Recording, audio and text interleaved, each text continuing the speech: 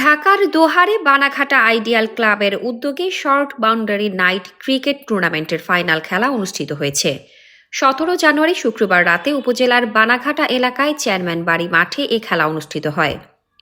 দোহার পৌরসভার 8 নং ওয়ার্ডের সাবেক কাউন্সিলর জাফর ইকবাল জাহিদ ব্যাপারীর সভাপতিত্বে খেলার প্রধান অতিথি হিসেবে উপস্থিত ছিলেন জাসাস কেন্দ্রীয় কমিটির সহসভাপতি সালাউদ্দিন মোল্লা। খেলার উদ্বোধন করেন সুতাপাড়া ইউনিয়নের সাবেক ভারপ্রাপ্ত চেয়ারম্যান সুরুজ ব্যাপারী। অনুষ্ঠানে আরও উপস্থিত ছিলেন public prosecutor advocate Atiqur Rahman Sohan, Farhad commissioner, 8 নং ওয়ার্ড বিএনপির সভাপতি আতাউর রহমান, জিয়া ফকির, ভিপি সোয়েম, বিদ্যুৎ ফকির, মুয়াজ্জেম খান, ব্যাপারী নাজমুল আরমান, জহিরুল ইসলাম, রাজীব খান, জাফর ব্যাপারী, মনির ব্যাপারী, জসিম শেখ, সুমন ব্যাপারী, আশিক ব্যাপারী সহ আরও অনেকে।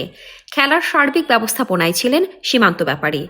খেলায় শিমুলিয়া একাদশ চ্যাম্পিয়ন এবং ইসলামপুর একাদশ রানার্স আপ হয়। আজকের এই সন্ধ্যার মনোরম এই শর্ট ক্রিকেট খেলার আয়োজকদের জানাই স্বাগত। আজকের এই খেলায় যারা অংশগ্রহণ করছেন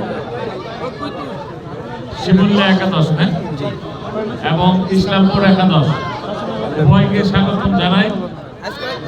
আমাদের সকলের প্রত্যাশা তারা তাদের স্ব প্রতিভা দিয়ে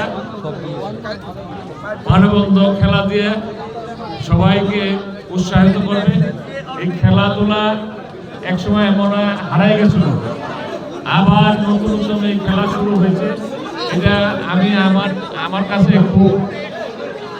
খুবই গুরুত্বপূর্ণ মনে হচ্ছে। এই খেলাধুলা না থাকলে মানুষ, এই খেলার যারা আয়োজক তাদেরকে আমি আমার হৃদয় থেকে, আমার অন্তঃস্থল থেকে ধন্যবাদ জানাই।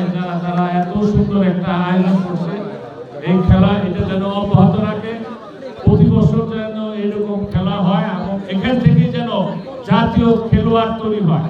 আমরা এটা প্রত্যাশা করি। এখান থেকে যেন সাকিব আল হাসান, মুশফিকুর রহিম, এরকম প্লেয়ার যেন, তাসকিন আহমেদ, এরকম খেলোয়াড় যেন আমাদের এখান থেকে তৈরি হয় এবং জাতীয়ভাবে অবদান রাখতে পারে। আমি সবাইকে স্বাগতম জানিয়ে খেলার উদ্বোধন ঘোষণা করছি। এই মুহূর্তে আমি এবং আমাদের চাচা বল করব, আমি ব্যাট করব, এইভাবে উদ্বোধন করে দিয়ে দিব। তারপরে তোমরা খেলবা এবং নিশ্চয়ই খেলা মানবন্ধ হবে। হার জিত তো খেলার মধ্যে থাকি, যে জিতে সেও ভালো খেলে জিতে, যে হারেও সেও সর্বোচ্চ চেষ্টা করে। তাই তোমরা তোমাদের সর্বোচ্চ চেষ্টা করে খেলা খেলবা, এই প্রত্যাশা করে আমি